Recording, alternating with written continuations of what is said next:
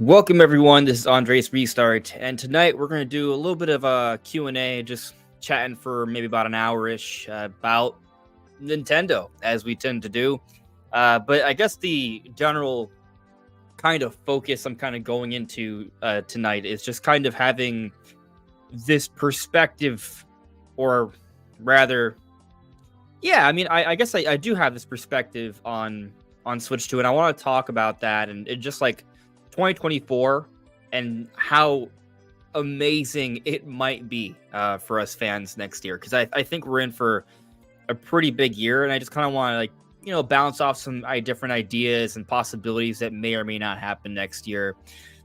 As a thumbnail may suggest, there are some things that I think could or may be happening that are really exciting. Like we've talked about the possibility of us getting some kind of Zelda remake. If that does happen, do we see that next year? Or do we have to wait a little bit longer? Is it not even happening? And if it is happening, what does that entail exactly? Is it something more bare bones, like just Ocarina of Time 3D, but pushed to 1080 or 4K? Or does it have some gameplay changes? Is there actual new visual elements? Is there game more than just quality of life stuff? Like there's new content in there. Like, is that a possibility? And then for Metroid Prime 4, Switch 2 is coming out next year. Is Metroid Prime 4 finally the year we see the game? And is it amazing? And what does that entail? And how does that Nintendo promote that game? And then 3D Mario, when do we see that? When is Switch 2 revealed?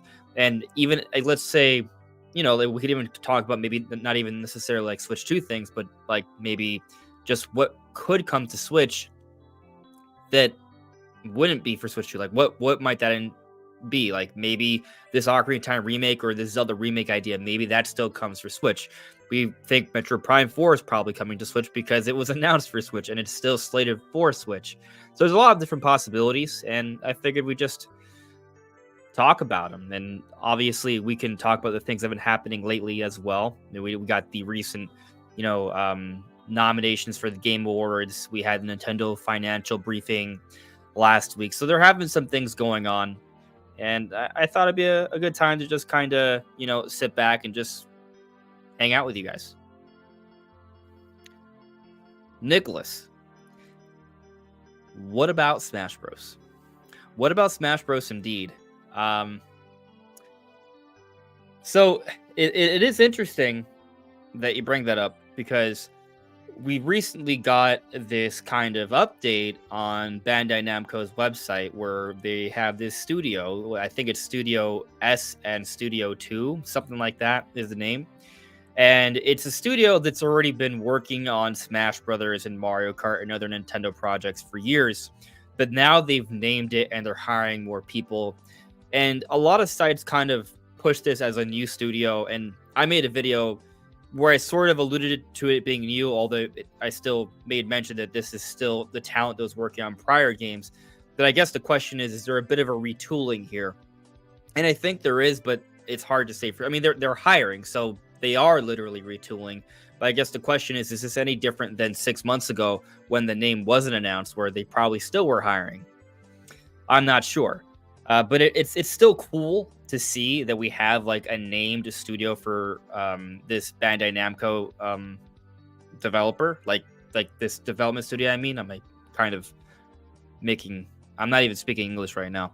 But anyways, the point I'm trying to make is just it's interesting that we have this studio and we're seeing that Bandai Namco seems to be committed to continue to develop games for Nintendo. This is a partnership, and it almost feels like Nintendo has obtained another developer, which is funny because it's not. I know Nintendo apparently has like some stake in Bandai Namco, but it's a small percentage. And just kind of seeing this studio that's dedicated to just Nintendo is very interesting, because beforehand, I guess maybe the perspective that I've had, and maybe a lot of you have also had, is just that whenever Nintendo has this idea, Bandai Namco, like they work together, but it's not guaranteed that they're going to work together again. This studio guarantees that they're going to work together again. Like this is where they're going to be making a lot of their Nintendo games, like Smash and Mario Kart, or whatever development would take part of in that. Because I'm not trying to say that the next Mario Kart game is being made by Bandai Namco. I think that's being made by an internal Nintendo, one of the EPG groups. But Bandai Namco can help. We've seen different studios help out each other. Like we know Monolith Soft, which is a part of Nintendo, but they do a lot of code development with a lot of Nintendo's big projects. So it's just interesting. And what that means for Smash Brothers, well, I'm not sure if it really means anything different because Smash would always be coming, but I think it does at least suggest that Bandai Namco is still going to be playing a role in the next Smash Bros. Game. And I mean, they took part in Smash Bros. For Wii U and 3DS and Smash Ultimate. So if you've appreciated those Smash games, I guess maybe we could extrapolate that whatever kind of feeling or direction those Smash games have had, something similar is probably to come with the next one or the DLC or what have you. But yeah, Smash is definitely on the way. I don't doubt that. Not at all. Let's see here. I'm popping up the chat in a place I can kind of see things a little bit more clearly. And by clearly, I just mean in a place where I don't have to twist my head too much. Okay. Cool. All right, that works. I'll just open this up a bit. Hello there, Having Hope.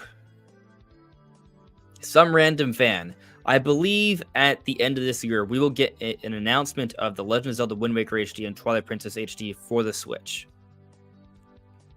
Some random fan goes on, eventually Metroid Prime 2 and 3 for Switch as well. You know what? Actually, I think it would be better if I did things here so I could share it with everyone. Okay.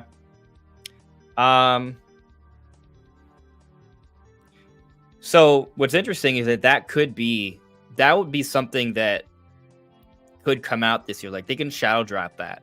I think that's definitely possible. And it would fit with what Dr. Serkan Toto said. Now, there's been a lot of speculation that what Dr. Serkan Toto was kind of teasing has already been revealed, and it's the announcement that Nintendo is working on a Zelda movie. And I'm not sure that that's the case. I think it could be, like it definitely could be, but I'm just not sure because I wouldn't qualify the news of the Zelda movie as a reveal. To me, that feels more like an announcement. And the tease was ZR 2023. And we got a Zelda-related announcement in 2023. So maybe that's what it is, and maybe there's nothing more to it than that. But I feel like R would stand for remaster, remake, or reveal, not announcement. And this is something that kind of came from Nintendo's financial briefing. It's not like presented in a way where it's meant. I mean, Nintendo did they made a public announcement on it. So again, this could be it. Like the Zelda movie announcement may be what the tease was for, but I think there's still the possibility that something else may happen. And even if we don't get a Game Awards announcement of something Zelda related, I still think we're probably getting some sort of Zelda announcement sometime next year, because we get some sort of Zelda announcement pretty much every single year. Nintendo has tried to have consistent Zelda content every year. There's been one exception during the Switch generation, which was 2022, but that was because Tears of the Kingdom had to be delayed, and it came out May. So, like, that's fine. Like, the biggest Zelda release in over half a decade, and we just have to wait a few extra months. I don't think it's that big of a deal, and there's probably still going to be some other type of Zelda content next year, be it a new 2D Zelda, or Wind Waker HD, or Twilight Princess HD, or maybe like a 4K enhancement of Tears of the Kingdom or Breath of the Wild. Or, as I've been kind of speculating lately, maybe we get some type of Zelda remake announcement. If it doesn't happen next year, maybe 2025. Like, I feel like it's got to happen fairly soon. I've mentioned this in a few of my videos, but it's just that whenever Nintendo's ended a generation, they, like with Zelda, like Tears of the Kingdom has come out late into the Switch generation, they're not going to have any sort of brand new Zelda title of the mainline games available for Switch 2. So how does Nintendo carry over the Zelda fan base and try to excite them when they don't have a new Zelda game. A Zelda remake is how they is well technically them in Zelda remasters, but some sort of repurposed Zelda game is how they've done it in the past. That's what they did with Wind Waker HD on the Wii U. It's what they did with Ocarina of Time 3D on the 3DS. So, I'm optimistic that something like that's happening. But yeah, we could see a Zelda announcement at the Game Awards, but I'm not 100% on that. But you also mentioned Metroid Prime 2 and 3. And I think this one's interesting.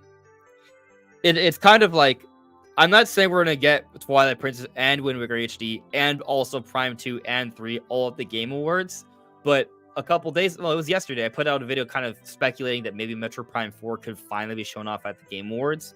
And of course, maybe Nintendo waits a little bit longer. They want to save it for Switch 2 or a later Direct. That may very well be the case. But Metroid Prime 4 would be a fitting game to show off at the Game Awards. And if they did, I could see them shadow dropping Metroid Prime 2. And then a few months later, they shadow drop Metroid Prime 3 when they have a kind of more of the detailed showcase of Prime 4 in a Direct. I'm like, hey, this is coming later in the year, but here's Prime 3 instead. Like, I could see kind of a pattern like that. And yeah, so I'm open to the idea of either Prime 2 or 3 or Twilight Princess or Wind Waker HD. Not all of them, but maybe one or two of them getting announced at the Game Awards in conjunction with some other bigger announcement, and one of them being shadow dropped. Like, I think that is possible. And that'll be pretty darn exciting. Hello there, Captain Doge. Some random fan. Mario Galaxy 2 for Switch. We've been waiting for that one. Yeah. I don't really have much to say on that, except when you kind of think about how the Switch is going to be supported for a few more years, it looks like. And Nintendo is increasingly making more remasters and remakes. I think there's a great, fantastic chance that we will see Galaxy 2 ported at some point within the next few years. There's a good chance. But that's when that happens, like, it's not guaranteed, first off, and when it might happen in the next few years is also hard to say. But there's a good chance. Nintendo's going to be going back to a lot of old GameCube, Wii, and 3DS games, and Galaxy 2 is one of the best ones. So, definitely, there's a good chance. Wyatt Rosebrock. Wonder what will be new in Prime 4. This is interesting. I like this one. Because this goes beyond just like, oh, when will it be revealed? When will it come out? Is it gonna be for Switch 2? Is it gonna be for Switch 1? Like what's gonna actually be new about this game? We have the rumor from the Xbox Era podcast that the environments are big and open, and the game is visually stunning. And for them, it was reminiscent of Halo Infinite. That's something, right? That is something. I think that we're gonna go into the game. It's gonna have kind of like your typical dual analog controls, like first-person shooter controls, like whatever you enjoyed on Metroid Prime Remastered. Those control options, that will be there. You'll have your default controls, and then you'll have the other options with motion and stuff. But in terms of what might be new, I feel like something that a lot of people have thought about, and I'm inclined to agree, is some type of melee attack. We saw a melee attack introduced in Samus Returns. They also had it in Metroid Red. Now, those are the 2D Metroid games, so there's a little bit of a difference there. But what I find interesting about that choice is that it sped up movement. It made movement more dynamic, and it kept things going and moving. And one of the issues with the Metroid Prime series is that they're a little slow. And I think this is something that they could put in to help that a little bit. Like, let's say you're trying to move through, and instead of having to shoot everything and aim around, you're going to bash something that's right in front of you. And it doesn't necessarily have to be an enemy. Maybe there's like a wall or something that you kind of have to break, or maybe you can swat away projectiles. Like, there's different things that can maybe be done. And so I think that would be a nice little mechanic to add in there. But we also factor in a lot of the different talent that's been hired over the years at Retro Studios, a lot of AAA Western talent, people that have worked on a lot of shooters like Call of Duty, for example. This is a common thing now with a lot of Western first-person games. There's a melee attack, so I think the chance is high that that could be a new mechanic in the Metroid Prime series. I know we're just kind of scratching the surface here, but that is kind of something that comes to mind for me. Beyond that, I put out a video a few weeks ago kind of talking about everything we kind of know. So if you kind of want like more of my ideas and what I think may happen with story and such, I would recommend that video. But I will say, I think there will be a new Metroid Prime. I think the stolen Metroid that was teased at the end of Federation Force from Silex, I think that will become the next big boss Metroid Prime. But going back to gameplay ideas, I've mentioned this before, but I really like the possibility of Samus having more interaction with the environment. And I think this can be applied in different ways. I just mentioned how the melee attack could be more than just like swatting enemies. It could be used to reflect projectiles, or maybe there's like something in front of you, like maybe a very delicate sheet of ice, or maybe cobwebs, and you could use a swatting feature to kind of waft that away or slash it away or break it away. And that would be really cool. I think that would add to the immersion. But I want to go a step further. We have the scan visor in the Prime series, and it allows us to kind of scan things and get a more detailed understanding of what it's about and what's going on with it. But I would think it'd be interesting if we could not just like destroy things, but like if there's plant life or animal life, maybe we could pet it, maybe we could feed them or guide them or protect them. This is something that has been touched upon in some of the 2D Metroid games before. Super Metroid and Metroid Fusion, there's some animal life that Samus interacts with. And it'd be really neat if we could see that in 3D, 4K if it's on Switch 2, and see how we can interact with them. And maybe there's some actual gameplay possibilities, because if the environments are big and open, we might even need different ways to move about the world. And I'm sure they'll come up with a variety of ways. Maybe one of those ways is mounts. I'm not saying the game is going to be open world, but it may have some large areas, which, if that's the case, then there could be different mounts, be it a gunship, getting on some sort of railway, a portal, or maybe just literal alien life that we can ride on. That would be really cool. So those are just kind of like some ideas I'll throw out about what might be new in Prime 4. Let's see here. Hey, Metroid Prime in the chat. I wish Nintendo would port Xenoblade Chronicles X to Switch already. Me too. I think it's one of those things that makes so much sense, but I don't know when they're going to do it. I would say that something that does bode well is that the current Xenoblade trilogy is done. They haven't said that they're done with Xenoblade, but it is kind of like a conclusion of the story surrounding Klaus. And so they can move forward with the Xenoblade series, and maybe as an in-between, they revisit Xenoblade Chronicles X, be it a sequel or just porting X. But what I find interesting about X is that the way the game ends, without spoiling it for people who haven't played it, but there is a bit of a cliffhanger. There is more story and things going on that's implied. And so I thought at the time, back when this game came out, like what, 2015? I think it came out 2015. I need to fact check that. Let's see here. My memory is getting foggy with the years. I was right. It's not so foggy. Just my doubt was. Well, my doubt was strong. It was anti-foggy. But anyways, yes, it came out April 29, 2015. So it's been a long time. But anyways, the point is, I think they should come out with this game. And I think it makes sense. I think now is a good, healthy time for them to revisit Xenoblade Chronicles X. And with a lot of Nintendo's like enhanced ports and remasters, they've added some sort of extra content, like a side story or an epilogue story. And they've already created this sort of habit, not just with other Nintendo games, but with the Xenoblade games. Xenoblade Chronicles Definitive Edition had Future Redeemed. and then the DLC for both 2 and 3 each had their own expanded story. So I kind of feel like what Xenoblade Chronicles X does kind of get its eventual port or remaster, what have you. I think there will be some kind of epilogue story or something there to that could maybe explain what's going on with the end of X. And I might even prefer that over just an X2.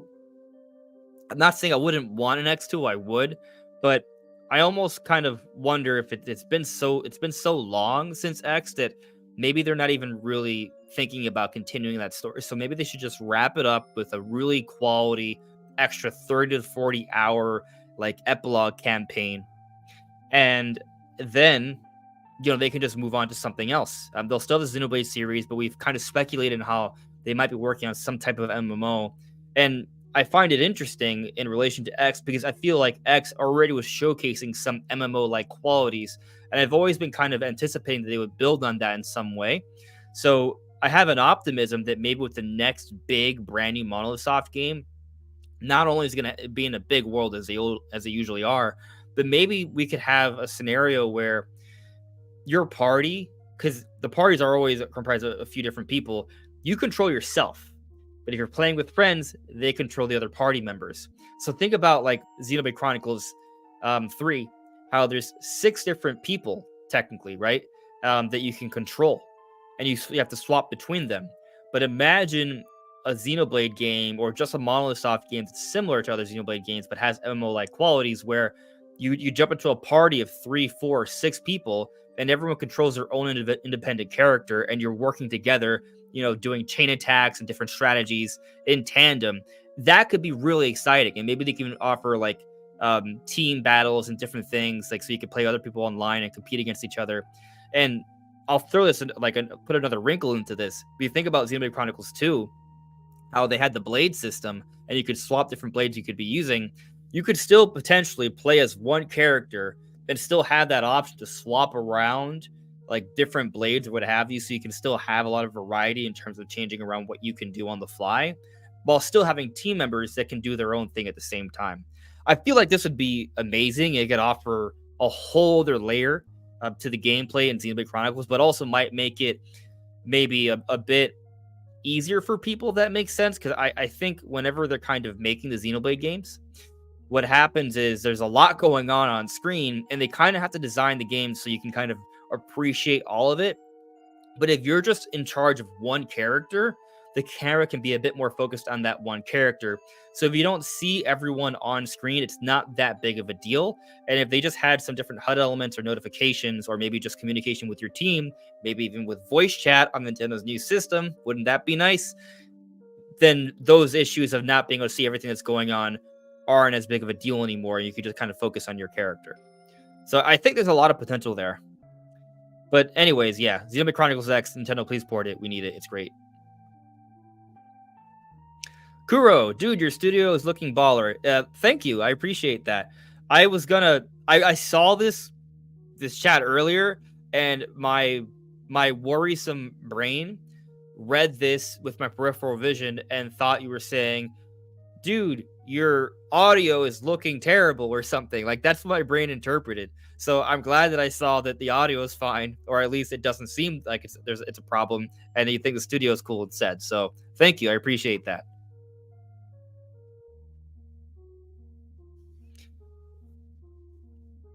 All right, moving on with the chat here. Hello there, Crazy Scoth. How are you? Hello there, Super Chris. Tay Rule, hope we see the next Donkey Kong game next year. That would be nice. That would be nice. But will we? I think that if we don't see it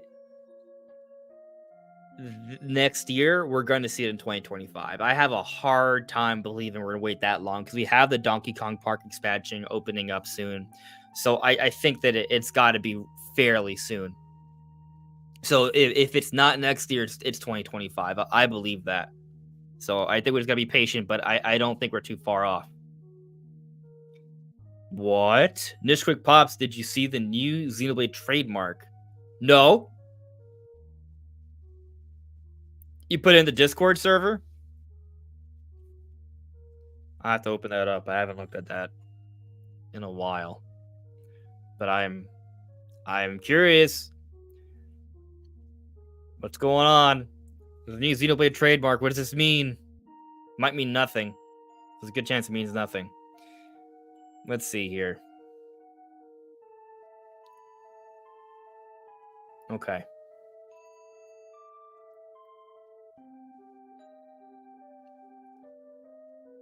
What? All right. So Nishwick, you said for the name Xenoblade Continuation. That is interesting. Xenoblade Continuation. Let's see if I can Google that.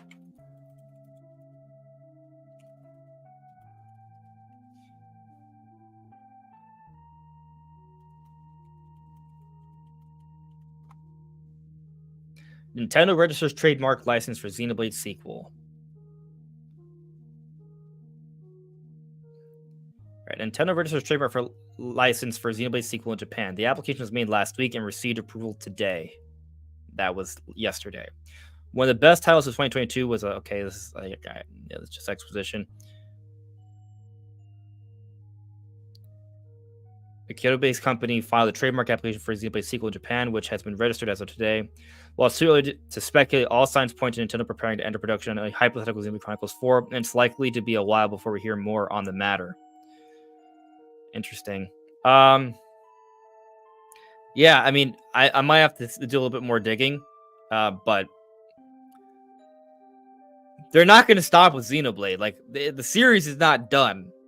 They may do something to kind of reinvent it a little bit. I imagine that the next one's going to be made ground up for Switch 2, and that's probably going to be a big deal. It's going to be a huge leap for the series. They may take a break because I speculated on this new IP thing, or maybe it's kind of a combined effort. Maybe this new IP becomes the next iteration of Xenoblade because it's not necessarily based off those characters and worlds. Like, think about Xenoblade Chronicles X. Like, Xenoblade Chronicles X doesn't really have much connection to the other Xenoblade games. So it could be something like that. Regardless, though, that style of gameplay, those huge sci-fi fantasy worlds, they're not done. There's a lot more on the way. All right. Anime Dreamer 91. Good year. What is Xenoblade X is going to be for Switch 2? And is actually being built from the ground up, maybe getting a new similar visual style to other Xenoblade games? Just a thought. I'll say that I've considered the possibility that maybe the reason we haven't seen Xenoblade X on Switch yet is because in order to get it running in the way they want it to, there may be some complications. Which may seem odd because the Switch in general is a more powerful system than the Wii U, and the X was for the Wii U. But Xenoblade Chronicles X is a crazy game. Like, that was one of the most impressive Nintendo games we've ever seen. I'll say that even to this day. You have to do a major download just to play the game on the Wii U. I needed to get a hard drive. A lot of people need to buy a hard drive, an external hard drive, to plug it into your Wii U in order to play this game. So there could be maybe some storage space issues on Switch potentially, and maybe they want to get the game running at a higher resolution. Something I remember being an issue. I mean, there's probably other ways they could have done this, but I've always felt the font in Xenoblade Chronicles X was small, and I played this game back in 2015.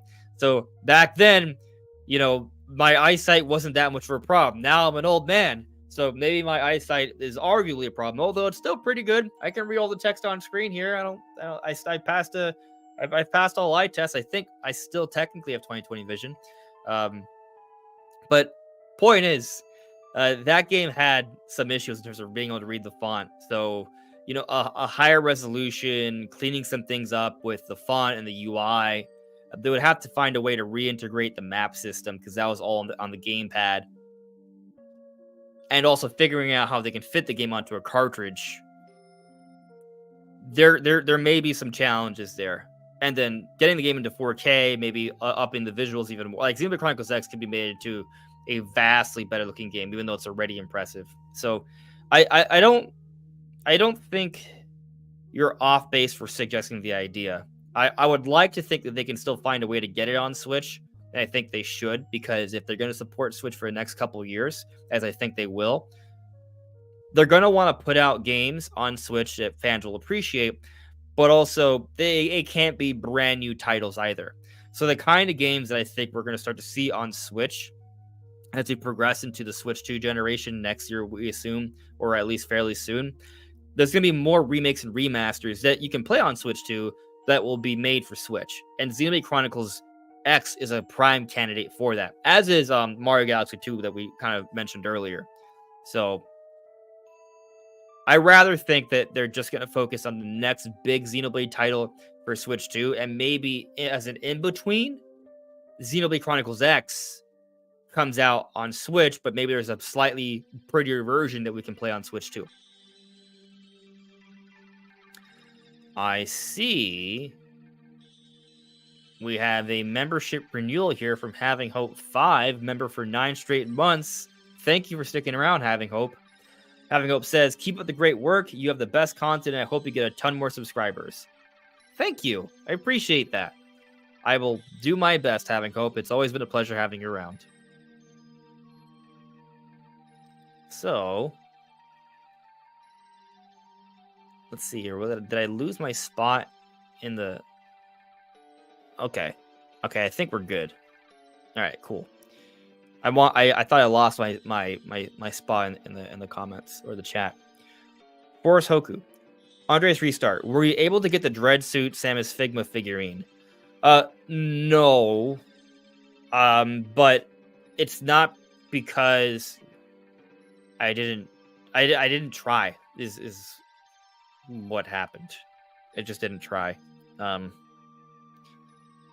about the Dread one. I don't even remember how long ago was the Dread one, because I know they were releasing the Metroid Prime one.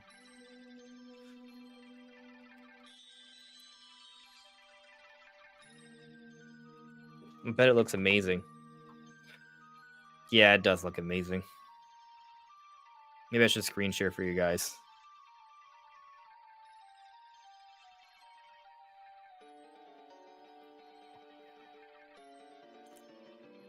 Yeah.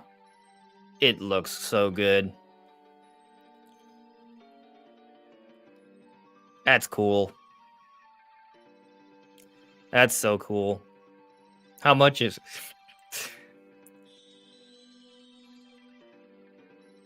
Prayers open from the... Oh, this is... Yeah, this is done. There's no hope. Yeah, I never even tried to get this. But it looks amazing. I mean, right now I haven't really been on a collector's... well, I have been buying some Yu-Gi-Oh cards, actually, but they're cheap, so... they don't take a lot of space. I can put them in a binder. Things like this, they take up space, and I would love to have them, but I don't have a lot of space right now.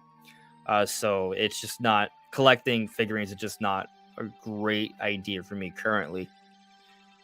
But it's darn cool, and I kind of want to at some point.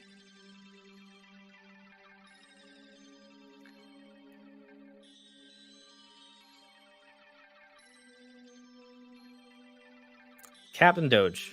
I think the new studio being announced is just going to make it easier for hires and gaining talent. Yeah. It feels like an advertising push for hiring. And I mean, that's a good thing, though, because they're bolstering the studio. And that only means good things for the future. Unless they hire someone terrible. I doubt that. Ricky Lee Norton. Hey, Andres, I'm really excited to see Switch 2 whenever Nintendo reveals it. I hope Samus Returns gets an HD remaster because it deserves that, I think, and it is the first Mercury Steam 2D Metroid 2. Yeah, Samus Returns feels like a great option to remaster at some point down the road. I don't know when that may happen. I expect that Mercury Steam is working on something currently that's Metroid related. I don't know if it's the Samus Returns remaster, though. But what's interesting is that, I could see Grezzo remastering Samus Returns and, not putting that on Mercury Steam to do so. Now, the timing of when we see this is tough because I feel like Metroid Prime 4 is coming soon, and I believe that Prime 2 and 3 are going to be put out before then. I doubt the 2 and 3 will have like a lot of work put into them, but I think they'll be made available for Switch. And then after that, I don't. I mean, it depends on how Nintendo handles Prime 4, but I imagine there'll be just DLC for this game or something. So how Nintendo transitions from Prime 4, like I think all 2D Metroid stuff is come in a post Metroid Prime 4 world is the point I'm trying to make here. So I don't know what the timeline is on seeing a Samus Returns remaster, but I do feel like at some point Nintendo should make that game available for modern platforms.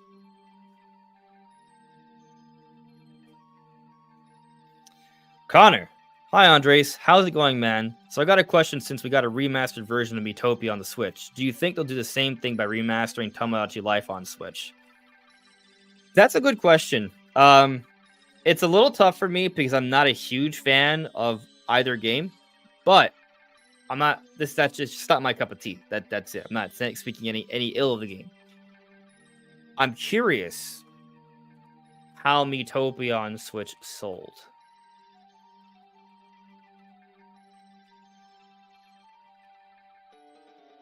As of March 2022, Miitopia has sold 1.63 million. As of December 2023, the Nintendo Switch version has sold 1.79 million.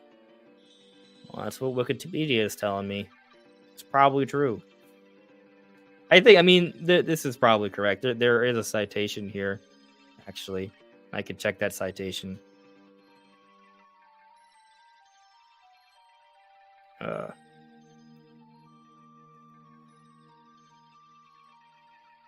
Interesting. Okay. So, and now, how did Miitopia sell on 3DS? 3DS sales.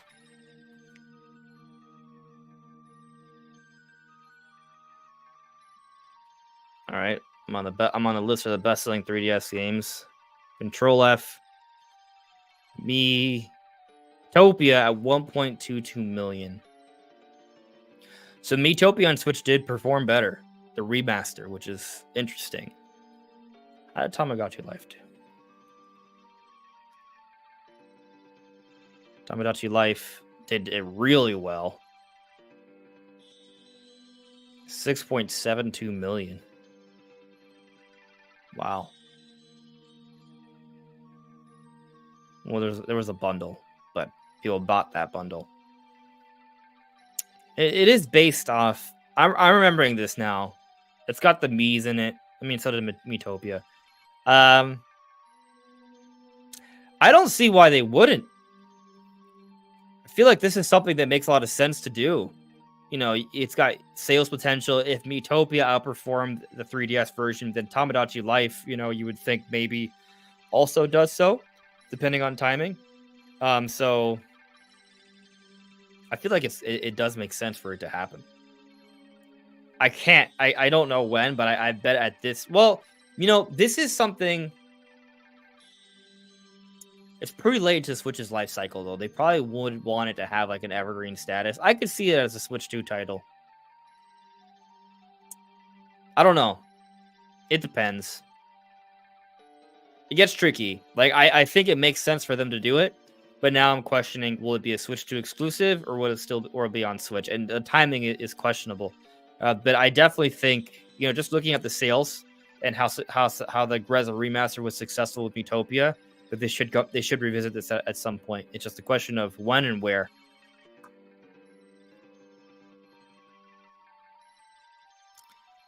Aaron Rass, Andres, do you think next year will be all remasters or remakes until Switch 2? Yep.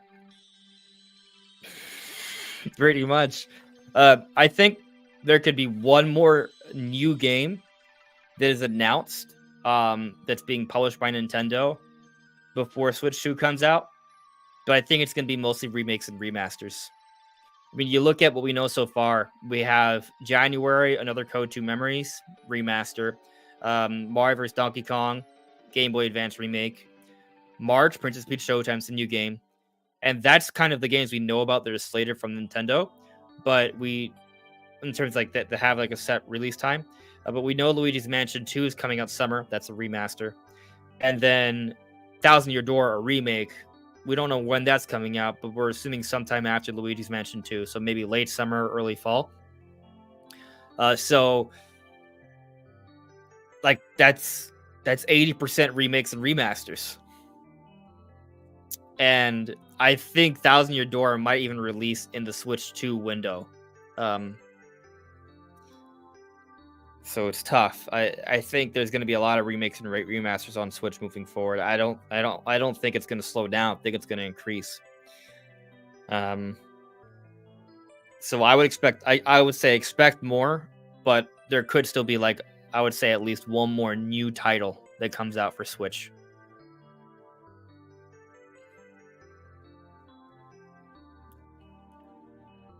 All right. Hello there, Nathan. Hello there, Francisco. Aaron Rath, I guess continue, because a lot of people feel like Switch 2 is a 2024 holiday release. If so, Nintendo will need to fill in the first half of the year. I'm, I guess, a little bit more optimistic that Switch 2 is coming out sooner than the holiday. And yeah, like I just don't. I honestly, I think the very latest Switch 2 comes out is October next year. And I think that's the very latest. I feel like it's going to come out sooner than that. I'm kind of thinking late summer. So, and it's interesting because right now there's speculation. And again, speculation. We're just talking about it. We don't know what's happening.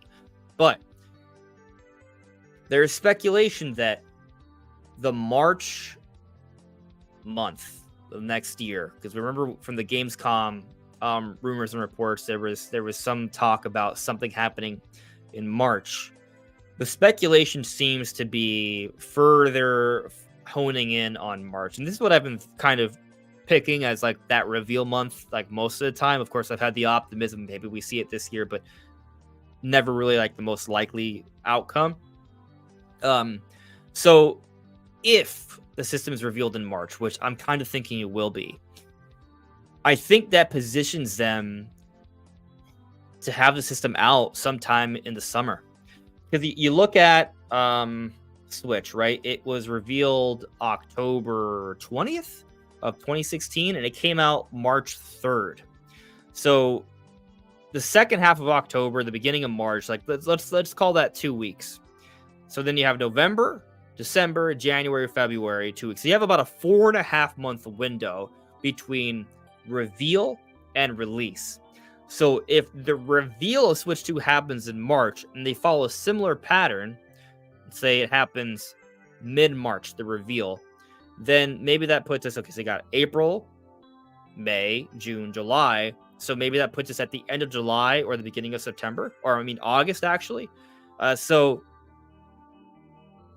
there's no guarantee the window's going to be the same, but I have to imagine it's going to be comparable, give or take a month or so. So let's say 4 to 6 months. I mean, I feel like the latest we see Switch 2 is September. And I think that's the latest. Technically it's October, but in my head, but I'm more leaning kind of like July to September feels like the safe bet for Switch 2, in my opinion. So, and of course, all this is contingent upon this idea that Switch 2 is revealed in March. I could be wrong on that.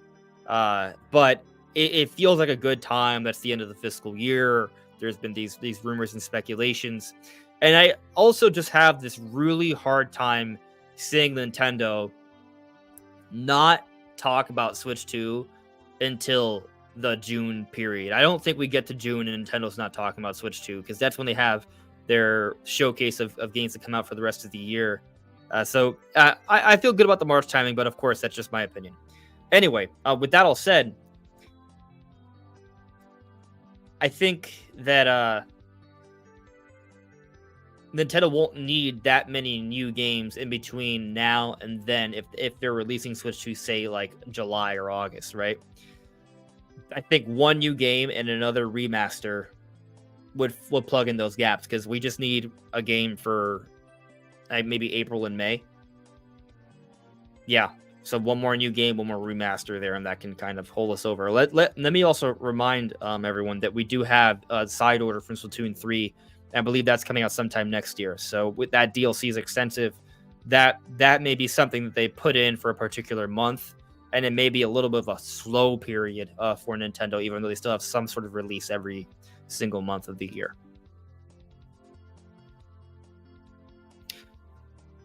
Metroid Prime. Is anyone getting Super Mario RPG tomorrow? I'm looking forward to it. The art style looks amazing. I'm getting Super Mario RPG soon. I don't know if I'm going to buy it tomorrow. I mean, I could buy it tomorrow. I'm trying to finish Mario Wonder first. I'm very close. I'm probably going to buy it just so I can talk about Mario RPG for the podcast on Monday. Kind of give you guys my thoughts on the game. But, you know, it's a remake of a game that I already have. But I didn't finish Mario RPG before, so this time I will. And I think it's going to be great. So I'm definitely going to buy it. It looks amazing. I agree. It's just kind of, am I going to buy it Friday? Or am I going to buy it Saturday? I don't know. But I do plan on probably finishing Mario Wonder and starting Mario RPG this weekend. I'm very close to finishing Mario Wonder, like the 100% mark. I'm very close.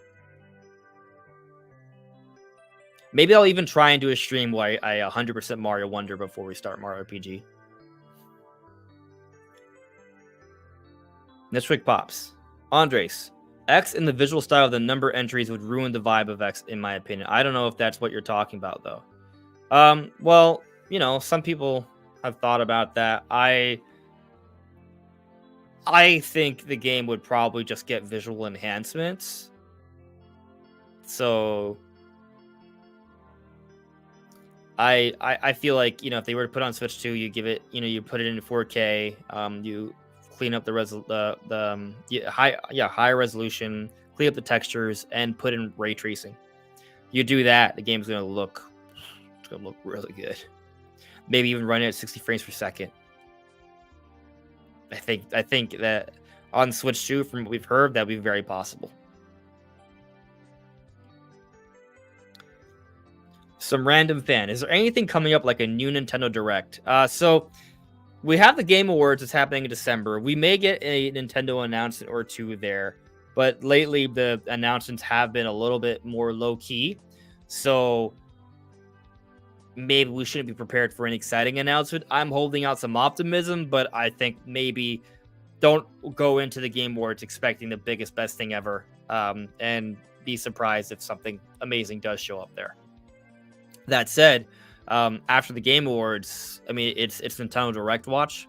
The next Nintendo Direct probably will be February, because that's when they usually happen. Typically how the year goes, we have a early year Nintendo Direct in February, then we'll have a summer Direct or some kind of summer showcase, and then there'll be a September Direct. That's kind of been the pattern the last few years. This year, I speculate it may get shaken up a little bit. Words. But anyways, I think it'll be a little different, because if Switch 2 is getting revealed in March, do we really expect Nintendo to have a full-scale, normal Nintendo Direct in February? I don't. I expect that this is all with the assumption that there is a March reveal for Switch 2. If that is when it happens, I think that we will get a Direct in maybe January or February. Maybe most likely February based off history. Then I think we'll have a Nintendo Direct Mini. And what that may have, it may announce another remaster and like one or two more games, and just give us updates on things we already know about. And that will be it. And people will be like, oh my god, this is terrible. Nintendo doomed. We're only about games until May. We're screwed. I bet Luigi's Mansion might be like a June game or something, but so we might know until like a little bit later than that. But point is, I kind of think something like that might be on the table, and we'll have a big reveal for Switch 2, kind of showcasing the bigger releases coming out in the second half of the year. That's kind of like what I've been sort of thinking. But of course, if Switch 2 is not going to get revealed till later into the year, I think that opens up February for it to just be kind of a traditional Nintendo Direct. and maybe we do have a little bit more than one or two other things announced. Maybe it's like maybe three things to kind of help push us into that summer period before they need to announce a little bit more for the rest of the year. Let's see where are we at here. Connor, because the new Mii Maker editor was amazing because you can ask the code from person and then you use it and then you get the Miis and that they created. So should that happen in Tomodachi Life? Yeah, I'm not much of a Tomodachi Life guy, as I said earlier, so I'm not sure I can speak much on this. But the Mii Maker editor is pretty good, so it might be nice to have that on there. Again, just looking at it from a sales perspective, Tomodachi Life was a banger on 3DS, so I feel like, given the success of Miitopia, they should be even more interested in getting a Tomodachi Life. Let me just go by ratios here. Assuming it follows a similar ratio, which is not guaranteed, like Tomodachi Life on Switch could sell like 8 million. But we're so late into Switch's life cycle, that may not happen, which is why I was speculating earlier that maybe they'll save it for Switch 2. But yeah, it seems like it has potential.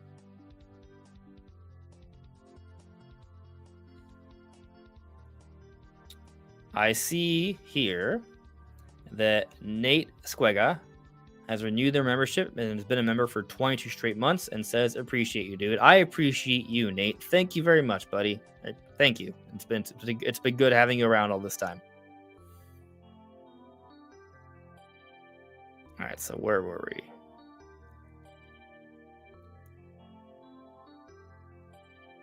we? Ooh, that's a good question.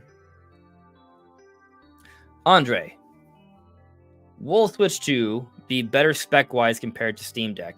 Oh, yeah. Oh, yeah. I think so.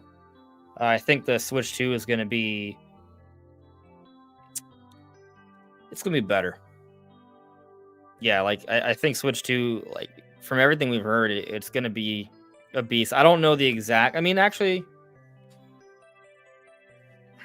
Steam Deck... I know you can't just quantify everything through just teraflops, but the Steam Deck teraflops is 1.6. All right, so I remember now. Like, so Steam Deck is like what, a little bit worse than PS4 in terms of power. I believe from everything we've heard of Switch 2, like this thing is gonna be a lot better than a PS4. A lot better. Like we're talking about like what we've heard about Switch 2. We've heard that it has ray tracing. It's going to be taking advantage of deep learning super sampling 3.5, which is ray. It's like it's the AI restructuring of ray tracing, and it's going to be better than what ray tracing you see on other chipsets out there right now. And so we've heard that the tech demo, again, not on hardware. So recently, President Shunto Furukawa said that the reports and rumors about Nintendo showing off hardware were false. Well, then from the Gamescom report, isn't about hardware. It was a footage shown off of a tech demo on a computer, but it was just showcasing the hypothetical spec range of what the Switch 2 could do, and it showcased the Matrix Reloaded demo, that Matrix Unreal Engine 5 demo. And apparently, the ray tracing effects in that tech demo were better than PS5. This is for Switch 2, the hypothetical specs of it. So, like, you're going to have things like that are impressive. And obviously, that's just ray tracing, but that makes a big difference. And with DLSS 2, like the part that's going to just improve the resolution, that's what's going to make a big difference. So, while the raw power of Switch 2, that may be up for debate where it's going to fall, when you account for all the extra little effects and bells and whistles in the modern tech it's going to be, we're talking about something that's going to be competing with current gen platforms, not prior gen platforms. So, yeah, this thing is going to outdo Steam Deck. Yeah.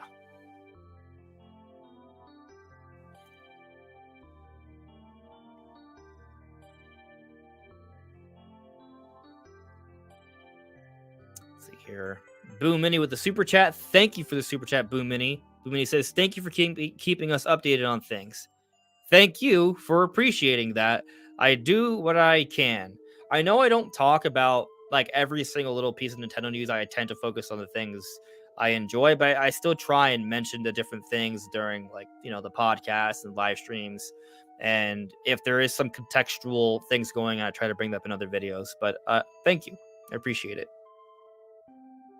And then Joycey J with the super chat as well. Thank you very much, Joycey J. Joycey says, I came in late, so no clue what the topic is. Just saying hi. Well, hello to you as well. And the topic is changing every 2 minutes. So don't you worry. It's tough to keep up with. Where were we though? Right. So yeah, Switch 2 definitely gonna beat Steam Deck. I feel pretty confident saying that. I'm not worried. And I'm talking about like what we're going to perceive in terms of raw power. That's going to be, I don't know. I think it probably still will beat in terms of raw power, but in terms of perceived visual fidelity, it's going to be probably, from what we've heard at least, something comparable to the Xbox Series S. In some ways better, in some ways worse. I imagine overall worse because it's a handheld system, but still pretty good.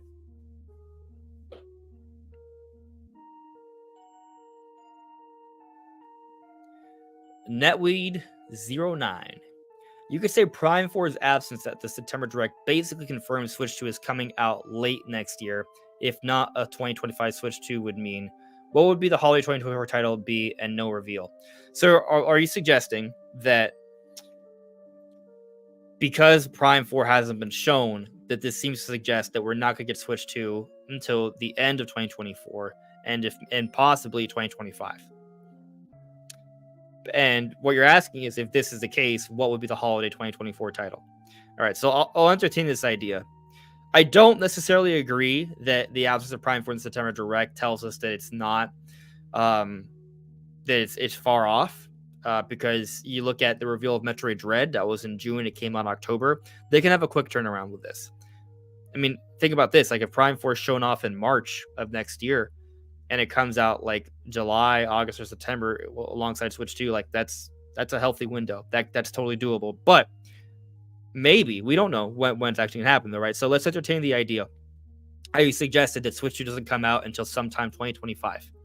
If that's the case, what would be the holiday 2024 title? Well, I think we'd be screwed. Well, something that I think is for sure coming out next year is another Pokemon game, and they typically come out during the holiday period. So I could see a scenario where we see maybe a Pokemon Legends game or a Black and White remake, something like that that's been rumored. That's still happening in the holiday time. So that would probably be like that big release.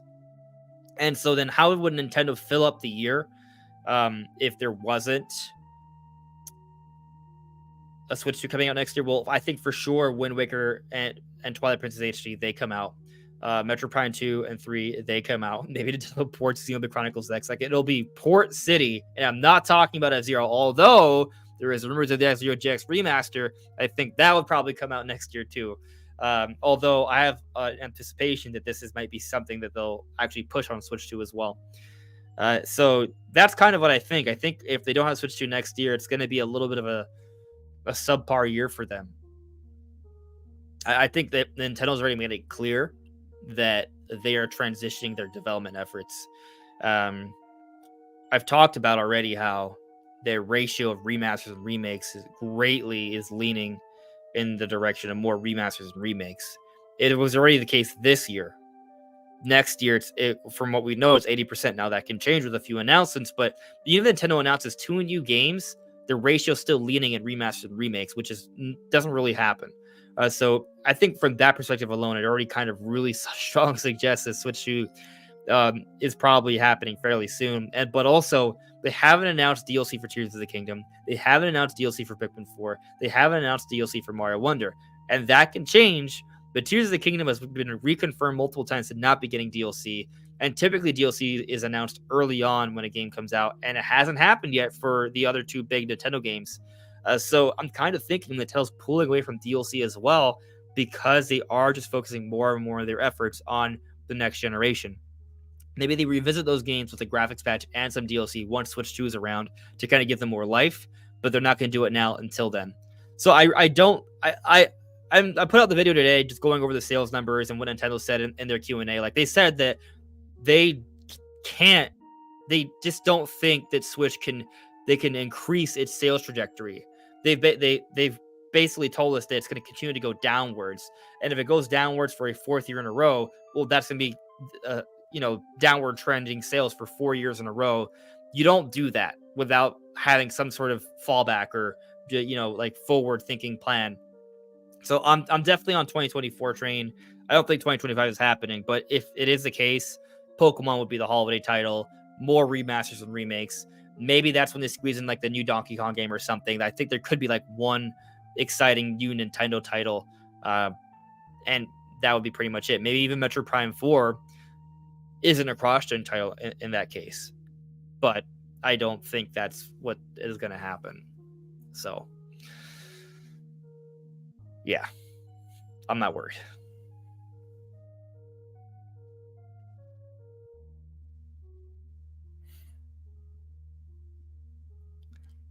Metroid Jones, Andres, I'm still catching up after starting late, but I have to note that you have the best choice in background music of anything gaming related channel I watch. Well, I'm glad you think so. I sometimes I feel bad for the podcast because I maybe don't come up with enough unique playlists because I kind of reuse a lot of them, but I do kind of think about ones that are good to kind of have in the background. Like they're chill, sometimes mysterious, they might inspire thought. I try to do that, so I'm glad you enjoy it. Also, yes, Metroid music is the best. Although some people think Metroid music isn't music, just ambient noise. But that's a philosophical debate. I like listening to it, so I think that's good enough. Sky Swords Elisa has joined as a YouTube member. Welcome. Thanks for becoming a member, Elisa. I appreciate that. Samuel talks about games with a super chat. Thanks for super chat, buddy. Keep up the good work, bro. Missed the first hour, but hopefully your stream goes a little more. Also, 2025 would be a way too late for Switch 2. LOL. I think it would be too late. I know there's a lot of people that are on the 2025 train, so I don't want to be disrespectful. I don't agree. But, you never really know, because what if something happens in the development pipeline? What if there's another pandemic or something? What if there's a shortage? Like, there are things that could occur that may happen. That Mango Man, you just have to ask a question. If you at me, I'm more likely to get to it. Yeah, I mean, if I see a super chat or a membership, I'm gonna prioritize those. But I'm trying to get to every question I see. So if you just ask the question, I mean, I saw this question and I answered it. So just ask, and I'll do my best to get to it.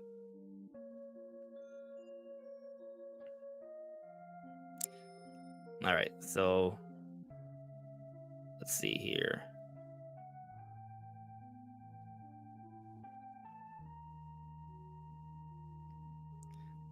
Okay. All right. Joycey J. Yay, topic change. Question. With Ocarina of Time rumors, okay. I'm going to reread that. With Ocarina of Time rumors, Ocarina of Time there, how would you like an Ocarina of Time reimagining? Change the art style, maybe add more lore to the story. Thoughts? All right. Let's go. All right, we're talking about Ocarina of Time now. I just realized we've been streaming for about an hour, and we haven't even talked about Ocarina of Time yet. What is going on? All right. Okay. All right. Thank you for asking this question. All right. Again, the Ocarina of Time rumor is a rumor, so take it with a grain of salt. I've already said repeatedly that I think a Zelda remake is going to happen just based off history, but nothing's guaranteed. That all said,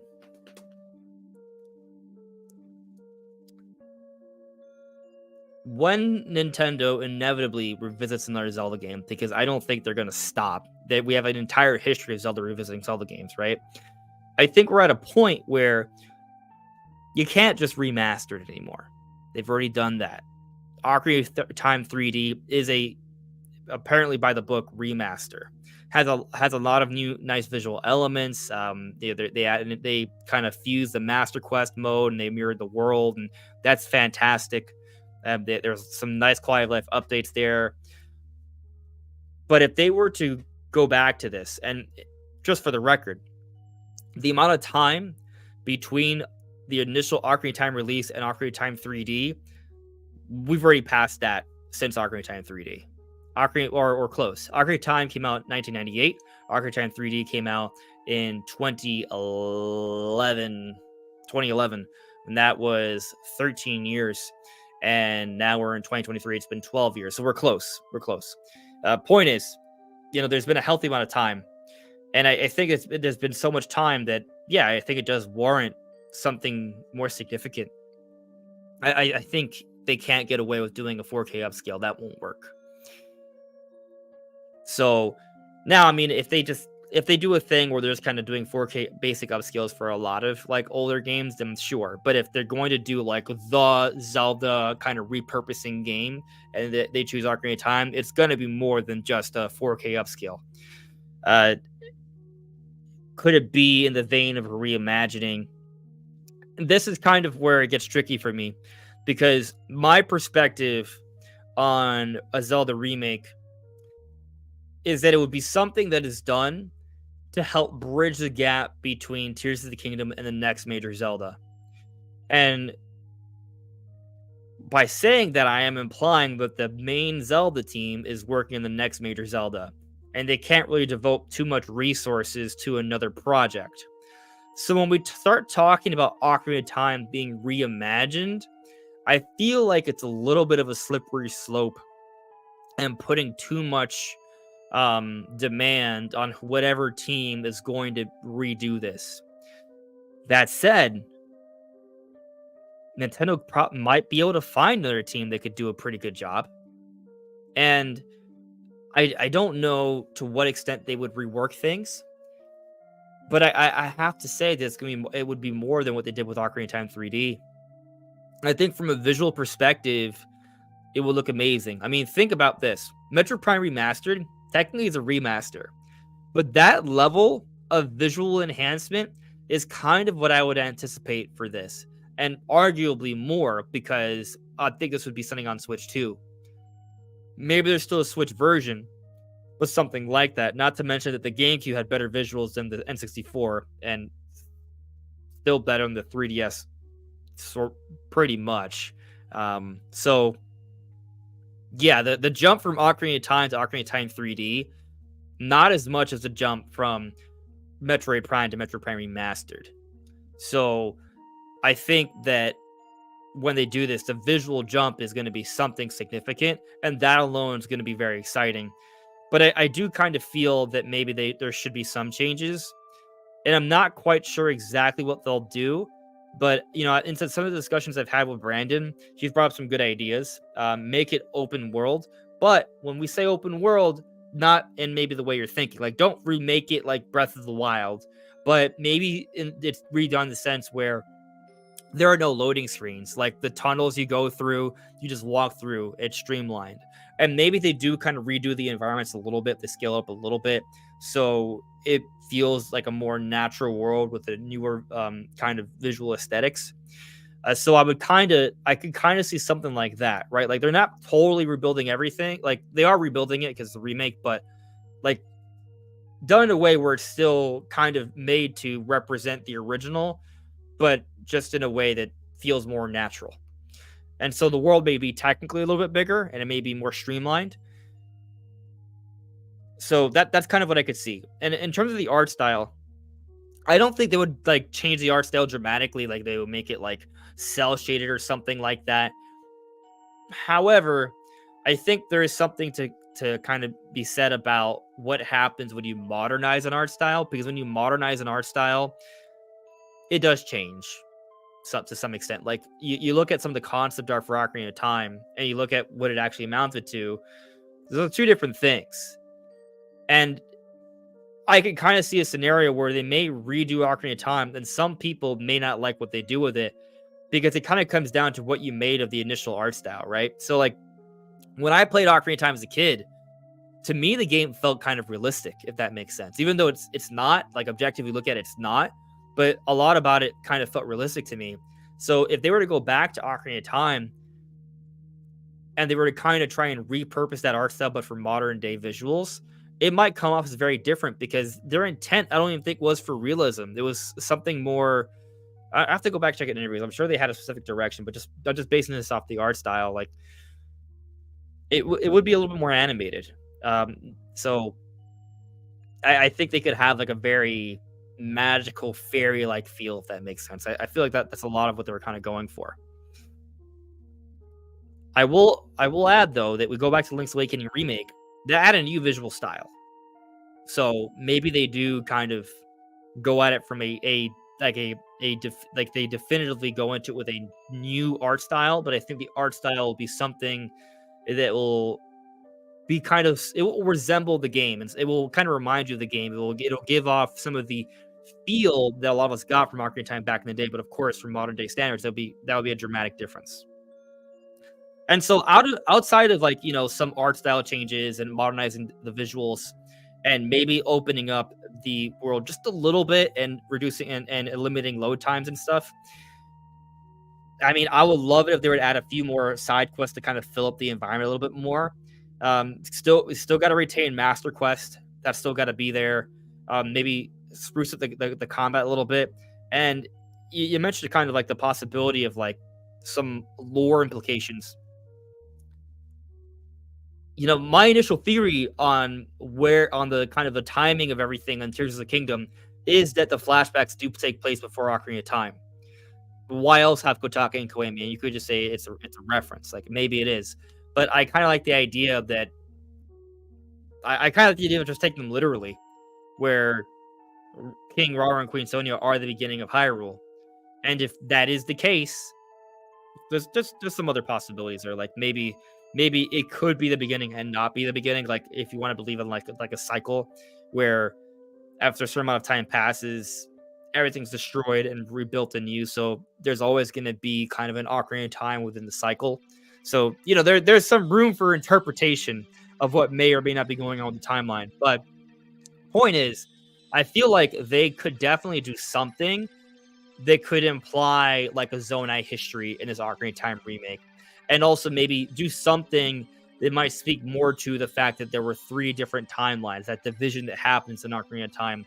I think something like that could be there. I'm not saying it would be something like super substantial that they would put in like a whole other campaign, but like maybe there's some subtle details that reference these things. Now, let's entertain the idea though of like, what if they did just add like new content? Because we have seen a lot of remasters Nintendo has done that add new content, but have their remakes added like for example, the Super Mario RPG. I haven't seen the reviews yet, but does it have like another adventure added in there? I don't think so. Will Thousand Year Door have a new adventure added in there? I don't know. But you look at things like Bowser's Fury, that was added to 3D World. You look at things like Xenoblade Chronicles Definitive Edition, they added Future Redeemed. So it's tough to say what they might do there. I also kind of feel like the Zelda team, although the Zelda team wouldn't be working on this, but I'm sure there would be they would oversee it somewhat, right? They haven't really liked adding a lot of new content to their remasters, but this would be a remake. So I guess I'm kind of speculating, like, could they add like a whole other like epilogue campaign? I'm gonna say no to the epilogue campaign. Of course, you never really know, right? And I'll say some subtle details that could have some lore implications, streamlining the world a little bit, maybe sprucing up the combat a little bit. Maybe the dungeons are kind of reworked somewhat, so that there might be a little bit more to them. But it's gonna be mostly Ocarina of Time, but there will be some level of reimaginement. But it's not gonna be meant to be like this 100-hour Zelda game. That's gonna be something shorter, like the original Ocarina of Time. So that's kind of like my thoughts on it. Obviously, it's all speculation. We don't know what they're actually gonna do, but I feel like I kind of explained my thinking with everything I said there.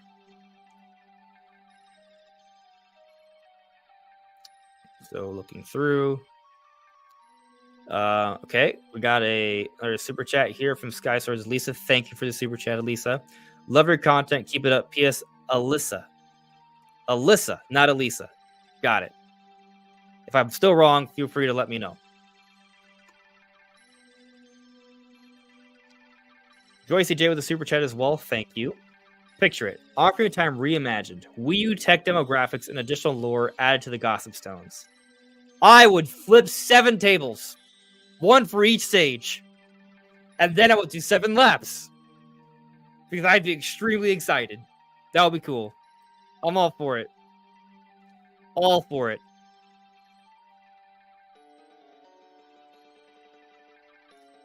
Alright, let's see here. I'm going for a little bit, but we'll go for a little while longer.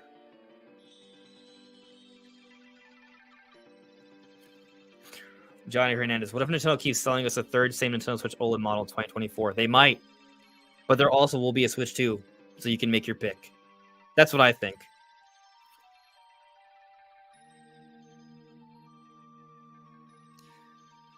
Alright, let's see here. Rookie Lee Norton. Considering how many series have made a comeback during the Switch era, I have a feeling currently dormant series like Star Fox and Rhythm Heaven will have the resurgence eventually on Switch 2. Oh, yeah. I think most Nintendo franchises are going to get their run. If anything, I feel like the last couple of years have shown that Nintendo is committed to not giving up on their IP. It's just kind of really a matter of when and not if. So, we got Advance Wars, the remakes. We got, Metroid Prime Remastered, Metroid Dread. Now, it feels like Nintendo's trying to make Metroid more regular. But we got the F-Zero 99.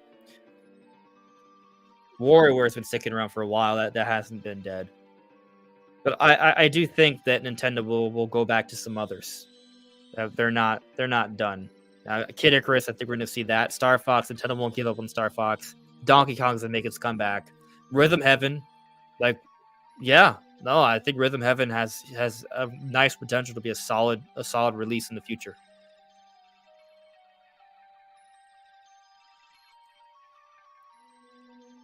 Connor, so if we get remastered versions of Kirby Triple Deluxe and Kirby Planet Robobot of the 3DS and putting them on Switch, what should the epilogue stories be for the Taranza and Susie? I didn't play Planet Robobot, even though I should have. What happened for me is that my 3DS, I had a whole bunch of games and they were thrown away by someone, and I kind of stopped playing my 3DS for a few years. After that, it was very traumatic for me.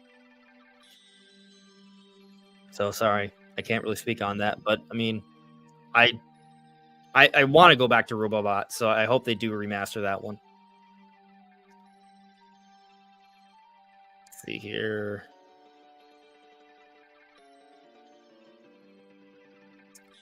Boom Mini with another super chat. Thank you, Boom Mini, for the super chat. I really appreciate that. Have you ever replayed any Zelda games? If so, which ones? Okay. So I have replayed. In terms of 2D ones, I've only played them once. Usually, I don't think I've ever revisited them. Like I've beaten Link to the Past. I've beaten, Link's Awakening, Link Between Worlds, Spirit Tracks. No, not Spirit Tracks. I haven't played Spirit Tracks yet. I meant Phantom Hourglass. I haven't replayed any of those. I have replayed Minish Cap, but I haven't finished it more than once. So that's actually technically I've never finished Minish Cap. So that's something I need to finish. Actually, it's on Switch now, right? Is it on Switch now? Or do I have it on Wii U? Minish Cap needs to be. It's not on Switch. It's not. I need it to be though. That is my really. I just played it when I was young, so that's why I didn't finish it. Anyways, Zelda games that I have replayed though. I've beaten Ocarina of Time several times. I've beaten Majora's Mask. That's a tough one. I've replayed Majora's Mask many times, but it took me years to beat that game. I have beaten Majora's Mask, but I'm trying to remember if I've beaten it more than once. I'm going to say I feel like I've done it twice. I've replayed that game many times over the years. So that one I have definitely replayed. Wind Waker I've beaten several times. Twilight Princess I've beat a couple times. Skyward Sword I've beaten a couple times. Breath of the Wild I've had multiple playthroughs of that as well, but there hasn't been a playthrough that compares to my initial playthrough. but I've played through the game multiple times. I've beaten the final boss multiple times, and I've done different things, different playthroughs. So yeah, that one definitely counts. Tears of the Kingdom, we haven't done that yet. So although I have started the game a few different times, so you could argue, right? And I'm still playing it. So for the 3D Zeldas, the answer is yes across the board to all of them, except for Tears of the Kingdom, just because it's recent and I'm still playing my initial playthrough, even though technically I've started from the beginning a few times to get footage and analyze some things. So hopefully that answers your question.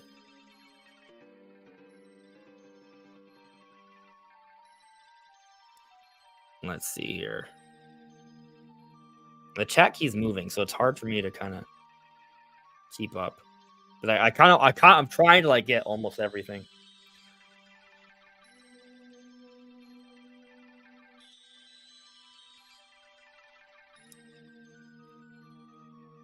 Okay. Hopefully. All right. Johnny Hernandez, do you remember the rumor saying Nintendo Switch will get announced at the end of the year? There were some people kind of hinting at the possibility of it. I feel like, I'm sure there's a rumor that says that there is a rumor out there, but I feel like it's been mostly speculation, like theories, Well, no, there have been actually no, there have been rumors. Plans can change, but also year is technically not over yet, so we'll see. The Game Awards could be a place where it might happen. I'm not expecting that, but you never know for sure. But I just want to reiterate, I'm not expecting it at this stage. I think they're revealing it next year. That Mango Man, this kind of connects. What Nintendo stuff do you think will be at the Game Awards? I think it's possible Switch 2 could be shown off, but highly unlikely. I think it's possible Nintendo could show off Zelda Remake, but I mean, that one I think is a little bit more likely. Not like extremely likely. Metroid Prime 4, I also think is possible. I would say that one has actually a pretty good chance, but it's hard to say it's like over 50%. I think all of these are less than 50%. But one thing I feel confident saying is that I do think something Nintendo related is going to be there. Now, in the last few years, it hasn't been as substantial, right? Like this last year, we had a Bayonetta Origins announced, and also DLC for Fire Emblem Engage. So, what could we get that might be comparable to that? And that's tough because I feel like we kind of know about. I feel I'm not sure we're going to get DLC, but maybe they do a shadow drop of Wind Waker or Twilight Princess, like that's possible, or Prime 2, Now, the thing is, if they were shadow drop Prime 2, it's because I think they're also going to tease Prime 4. So those are different possibilities, but like I'm trying to like think of something that might be a safer kind of prediction. I had something. It kind of slipped my mind. I could see maybe Mario Wonder could get DLC. I think that's possible. But I'm not sure if Nintendo's going to be doing the DLC thing. So that's where it gets a little tricky. However, something I actually... All right, here's a prediction. Not the most amazing, exciting thing ever, but it's still something. I feel like we could get an update on Splatoon 3's DLC. So, as opposed to announcing new DLC, we can get an update on existing DLC. So, maybe we get more info on Splatoon 3 Side Order. And on that note, maybe they also give us more info on Pokemon Scarlet and Violet's the Indigo Disc, which comes out December 14th. So we get updates on Pokemon DLC and Splatoon 3 DLC. Not announced new DLC, but update existing DLC that we know is on the way. That might be kind of like the most... That's the low ball. I think that's the low ball in terms of expectations, but I think that those are actually they feel pretty conceivable. So, I mean, I listed a number of possibilities there. So, hopefully one of those things happens. Johnny Hernandez, what if the Zelda remake is for Nintendo Switch? It would be really cool. I think it would sell pretty well. But something that I will note, and it's been part of my argument for why this happens, because it would be meant for Switch 2. But if it's a cross-gen thing, I think it works. I just have a hard time believing they would remake Ocarina of Time and not put it out on Switch 2. Let's also remind ourselves, Tears of the Kingdom came out this past May. So I don't think this is going to come out like January, right? Like this would come out at least a year later, you know?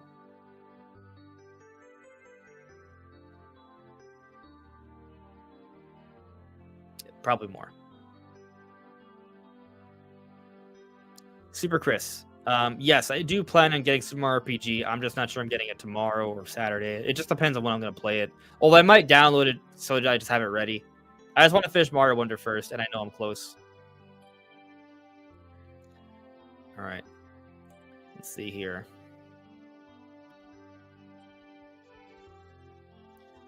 Netweed. Aside from Tears, I actually have the rest of the year as a write-off, but I'm quite surprised as Pikmin 4 was great. Wonder, I know Mario RPG was stunning. Hogwarts Legacy, and of course Mario Kart 8 DLC. Yeah, Mario Kart 8 DLC was lit. How about that Hogwarts Legacy, though? We finally saw the Switch trailer, and I think it looks like, I guess, serviceable. Like, I don't feel like playing it on Switch. Like the hair looks bad and the textures are blurry, but I mean, it looks like it runs, and that might be good enough for some people. So there we go. But yeah, Netweed, this year has had some really solid releases.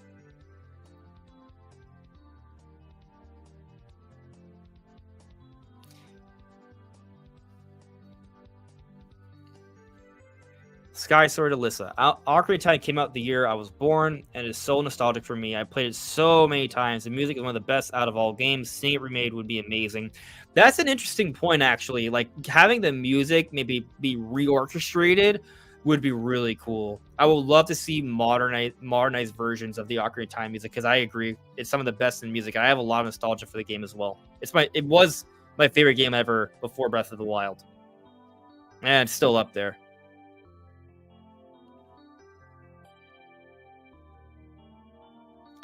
Captain Doge. For an off year before the next Nintendo system, this year has been fantastic, right? And maybe that's why some people think that Switch 2 is not coming until 2025, because they look at this year and they think about how good it is. They kind of expect that there has to be kind of like that lull year. But the argument I've been making is that Nintendo's just not going to have a lull year. Nintendo has positioned themselves where they're just going to have consistent content coming out all the time. That's what I think. I mean, also, another thing to kind of point out, whenever a major Zelda game has come out in the late part of a generation, the next year a new system comes out. So let's talk about it. So Skyward Sword came out 2011 on Wii U came out 2012. Spirit Tracks came out 2010. 3DS came so for DS, right? And then 3DS came out the year after. So 2011. There kind of tends to be a cycle here. I mean, Majora's Mask came out the year 2000, and Genki came out 2001. So there's a pattern here. But yes, I do agree that outside of Zelda, Nintendo has managed to put other games around it that have been pretty good, like Mario Wonder, like Pikmin 4, Future Redeemed, Metroid Prime Remastered, WarioWare, Mario RPG. There's a few others. They've done a good job.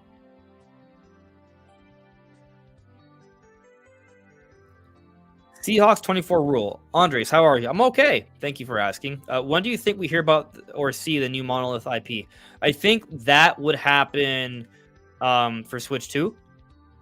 I bet we see it in the first 2 years of Switch 2, and I wouldn't be surprised if it's something that's teased early on in that first year. I think we hear about in the first year of Switch 2.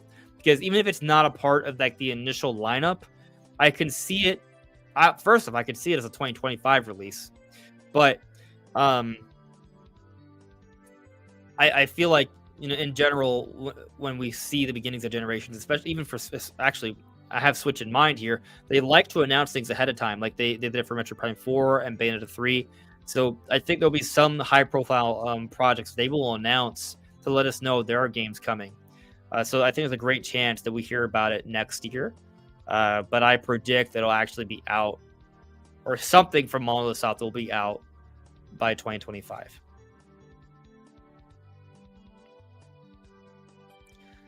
Johnny Hernandez, why Nintendo going with Unreal Engine 4 for Zelda? Because they're going to go with Unreal Engine 5 for that Ocarina of Time remake, or just hand it to another studio that would. But the Nintendo's proprietary engine, or their Breath of the Wild Tears of the Kingdom engine, is incredible. What you can do with the weather and the physics just destroys anything else out there. So I don't think it makes sense for Nintendo to use Unreal for their mainline Zelda games. But for a remake, baby. Although remaking Ocarina of Time or something in the Breath of the Wild engine might be cool. Again, that's not me saying make it like Breath of the Wild, but maybe use that engine. Maybe there's some advanced weather effects and different things like that that can be applied that would make it a little bit more interesting. So I think it would be really cool. But yeah, Nintendo doesn't need Unreal for Zelda because they have already a really good Zelda engine. But they did use Unreal Engine 4 for Pikmin 4, and that was amazing.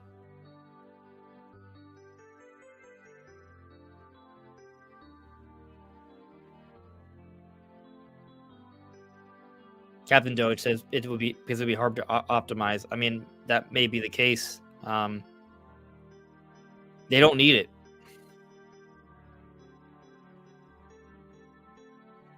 Chrono Rig. If Metroid Prime 4 and 3D Mario come out next year, which usually are high Metacritic games, Nintendo will have 2 Game of the Year nominations again.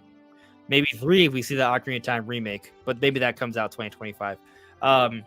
Yeah, I agree. And I'm going to be pissed if Metroid Prime 4 somehow is not nominated, even though it'll be like a 97 on Metacritic or something. You know what? I'm pretty sure Metroid Prime 4 will be nominated for Game of the Year next year if it comes out next year. Unless there's somehow a dumpster fire, which I really doubt. Yeah. I think the only way Metroid Prime 4 and 3D Mario aren't nominated for Game of the Year next year is because they didn't come out in time.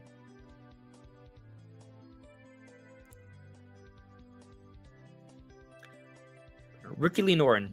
Andres, considering the Super Famicom colored buttons in both Mario RPG and Thousand Year Door Remake, do you think more SNES remakes are likely on Switch 2 to introduce the colored button to people? Well, I think my belief is that the colored buttons are tied to Switch 2 and they're not tied to Mario RPG, because Thousand Year Door is a GameCube remake. It has no business having those Super Famicom style buttons. Neither does like Fashion Designer or East X. Like, these games have no business using the Super Famicom button style, but they're using them. I think Switch 2 is going to be an iterative system, sequel to the Switch, and typically when Nintendo does, or in the past when Nintendo has done that, they've done something to try and differentiate itself, and a couple times they use those colored buttons. So that's why I think it was going down here. I don't think it's tied to them trying to use it for Super Nintendo remakes, but if they have more Super Nintendo remakes, they'll have the buttons, because I think that's going to be the button format for Switch 2. I just don't know how else to explain why they keep doing these colored buttons on all these different games. It seems like just the most logical conclusion.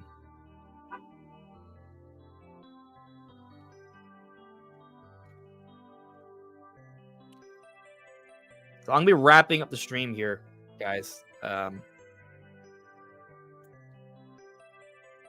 gonna try and blitz a few more questions here. So if they're quicker, I apologize. I'm just trying to do this part quick. So here we go.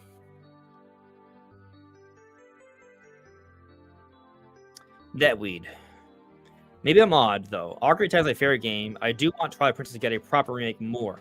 I felt the Wii one was such a letdown, though. Of course, Ocarina of Time Remake would be. So I mean, I think about that tech demo from 2011. That's based off the Twilight Princess art style, but it has some Ocarina of Time elements, like with the fairy. So it's kind of like a little bit of an amalgamation. Listen, whatever they do, if it's Twilight Princess, Ocarina of Time, whenever Nintendo decides to do a remake of a Zelda game, like an actual remake, not a remaster, it's gonna look amazing. So that's fine. I wouldn't be upset with either. I'd be very happy about it. I would just hope there'd be some interesting gameplay additions as well, and it wouldn't just be a one-to-one remake. I'd want something, not like significant, but some interesting changes.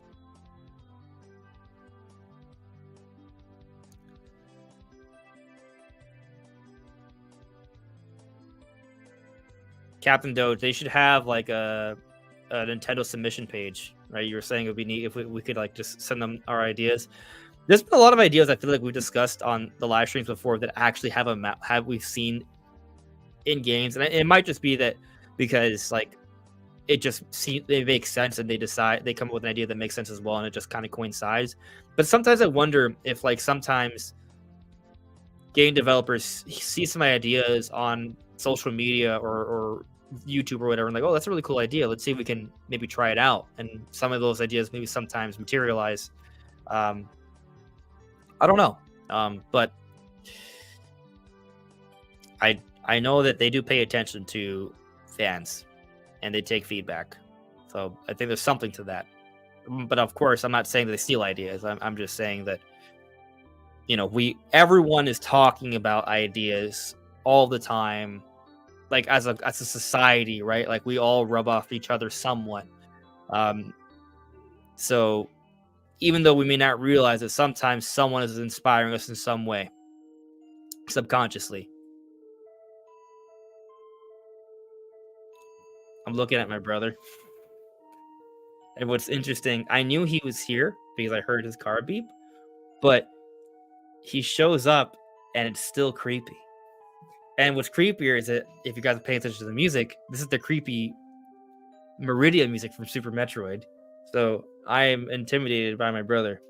You are not human. Leave me alone, you monster. All right. I'm wrapping up.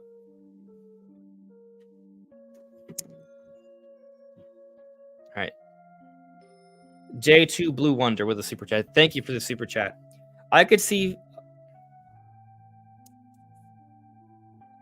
Fire Emblem 4 remake, like Genealogy War, being at the Game Awards, but otherwise they might be a no-show again. That would be a pretty hype announcement, actually.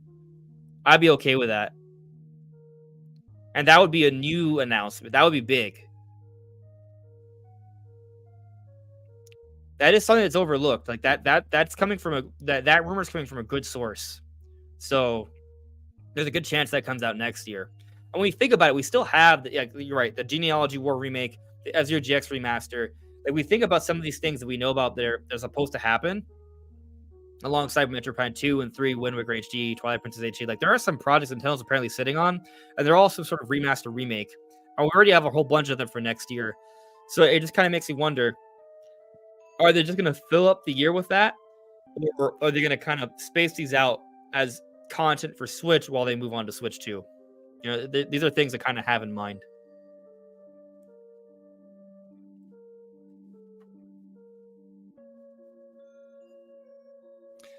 Joyce J, you want a surprise announcement?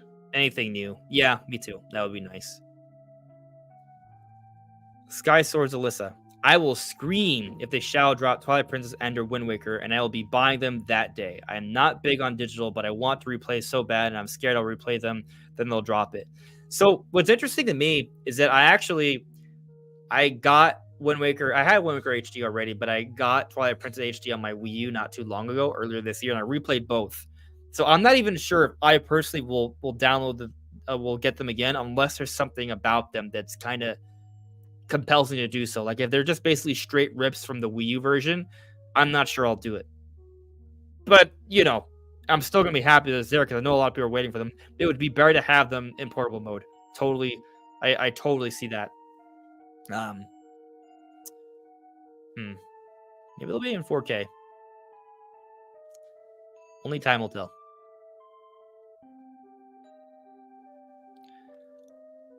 Okay. Let's see here. All right, I'm going to focus on a few ads and then I'm going to call it a night, guys. Boo Mini, my facial expression Hogwarts Legacy says it all. You're welcome. I couldn't lie. Ricky Lee Norton, do you think we'll get a new 2D Zelda game anytime soon? Since 3D Zeldas take a long time to make, more 2D Zeldas would fill the gap and also bring Zelda more classic style back too. I feel like a 2D Zelda has to be around the corner. We were waiting so many years for Mario Wonder. I I think, like before we know it, a 2D Zelda will be announced. I don't think it's too far off. I think it's just kind of interesting to think about how that may relate to Switch 2. I could see 2D Zelda being maybe one of the last new Nintendo titles that comes out that's available on Switch. I think that's something to keep in mind. And I think something else to maybe consider is that Ocarina of Time Remake or whatever remake wouldn't be like that. It would be epic, but it would be a remake, right? So at the end of the day, it's not that major of a release. So, I mean, Ocarina of Time Remake might sell like 6, 7 million, or maybe I could see it. It could be a pretty big release. What am I saying? Anyway, point is though, is I'm trying to throw out the idea that maybe we could see more than one Zelda in a year. I'm not sure, but I do feel like there's a good chance we see a 2D Zelda, a new 2D Zelda come out, and it's something that's playable on both Switch and Switch 2. And I feel like we're in the final years of Switch, like the next 2 to 3 years. So I feel like that 2D Zelda should come within that time span.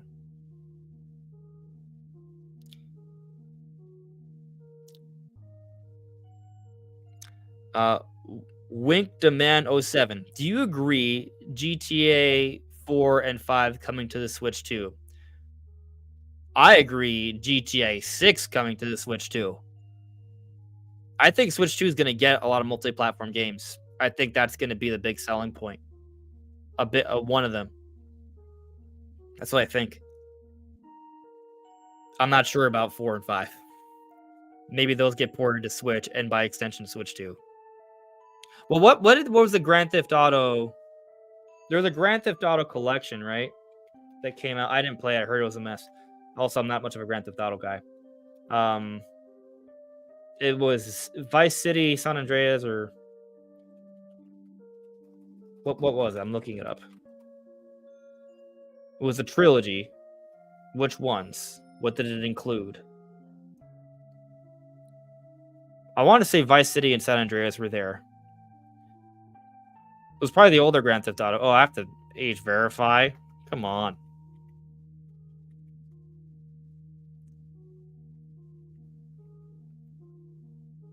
Okay, Grand Theft Auto 3. Yeah, okay.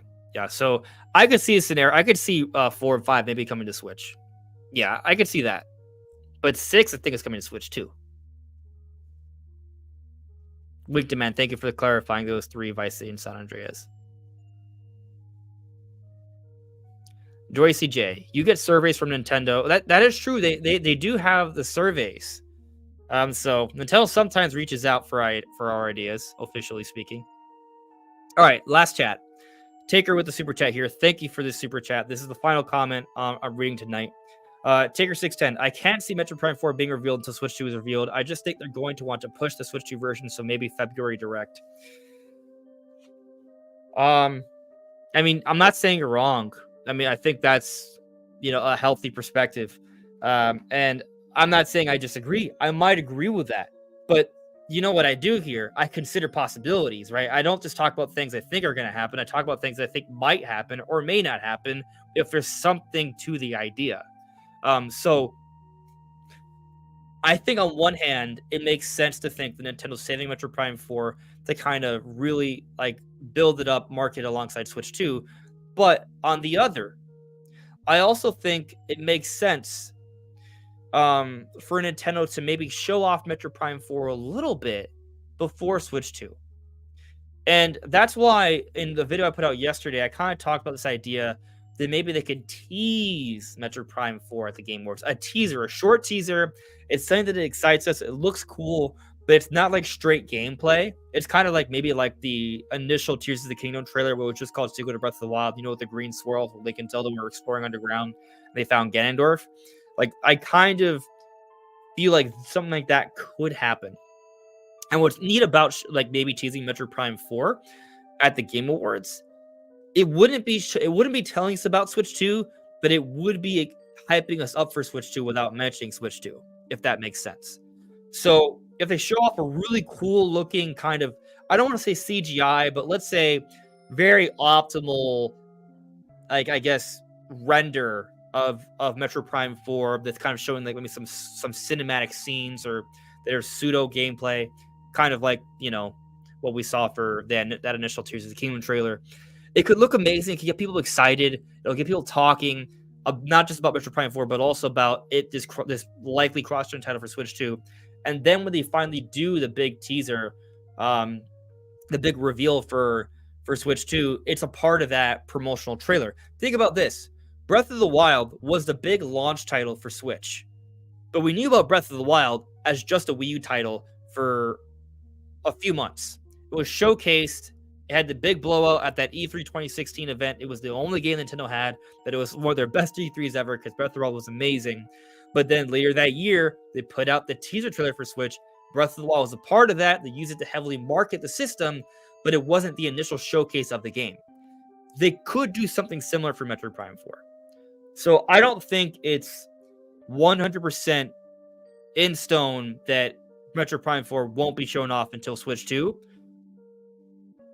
But I do think Metroid Prime 4 isn't going to be shown off until we're close to Switch 2. And I think we are close. So I think it's on the table. I think Game Awards could be it. Now, is Metroid Prime 4 something Nintendo think makes the most sense to really push right now? Or do they want to kind of wait until it has that Switch 2 to kind of really showcase like the 4K visuals?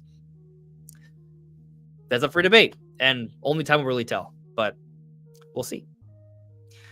Anyways, everyone, I'd love to continue. I'm actually really happy about how this Q&A went. A lot of good energy, a lot of good questions. I'm seeing things in the chat. I'm like, oh, my brother's here though. I said I would be done a while ago. All right, what's it here? Netweed, Truth Bomb added Netweed. Oh yeah, it's so true. It's in the too bad Andres didn't read it. It would or would have liked to get his opinion. Let's see. What did Netweed say? Let's what did Netweed say?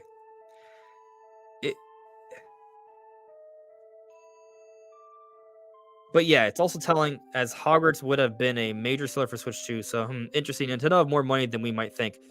So I think that Hogwarts Legacy will have the Switch 2 version. I think eventually it's gonna be DLC that's pushed. So that would be kind of like a big deal. That would be a big deal. So you're saying Truth Bomb's post. Let me see if I can find it. Truth Bomb. Okay, you added me earlier. I see that. Don't you find it a little strange that people complained about pausing to put Iron Boots in Ocarina of Time, but are happy to pause a million times in Tears of the Kingdom, changing clothes and cycling through items?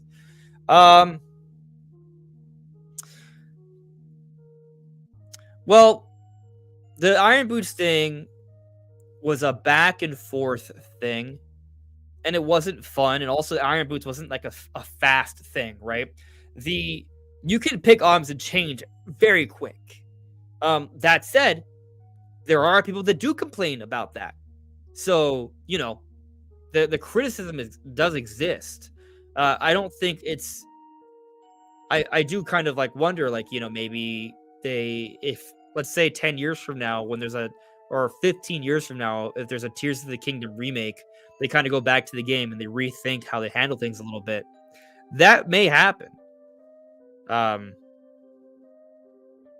So, I didn't have too much of a problem with it, but I will tell you, I did think that maybe there's a little bit of an issue with how many items that you would have to sort through to find things. I do think they need to think of a way to speed that up a little bit. Or I know there's a sort option, but I think there should have been and there's a recently used option, but I feel like they should have allowed you to pick some hot items that you like to use, so you could pick those quickly, and it would speed up that moment a little bit more.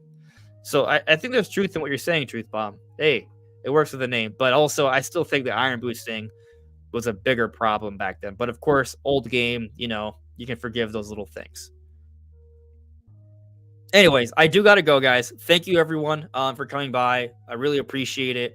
Podcast will be on Monday. There'll still be a Q&A there, and who knows, maybe we could still do another Q&A next week as well. I was honestly surprised how well this one went, so we'll see. But anyways, everyone, thank you so much, and I'll see you soon. Take care. Bye.